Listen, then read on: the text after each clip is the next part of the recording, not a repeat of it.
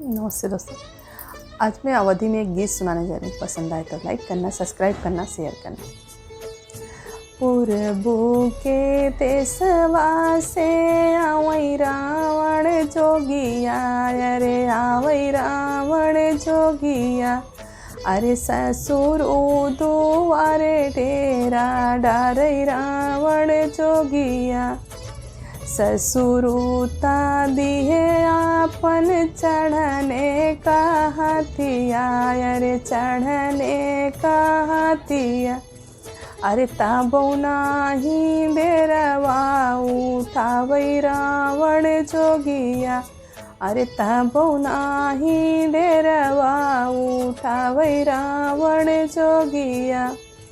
पूरबू के देशवा से आवई रावण जोगिया, अरे आवई रावण जोगिया। अरे जेठ के दुआरे डेरा डारई रावण जोगिया। अरे जेठ के दुआरे डेरा डारई रावण जोगिया।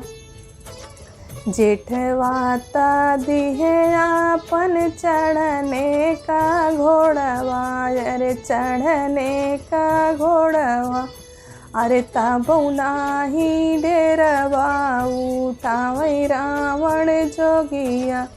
अरे ताबो नाही डेरवा उठावई रावण जोगिया। पूरबू के देशवा से आवई रावण जोगिया, अरे आवई रावण जोगिया। अरे देवरा दुआरे डेरा डारई रावण जोगिया। अरे देवरा दुआरे डेरा डारई रावण जोगिया। देवराता दिहे आपन महलाया टरिया, अरे महलाया टरिया। अरे ताबो नाही डेरवा उठावई रावण जोगिया। अरे ताबो नाही डेरवा उठावई रावण जोगिया।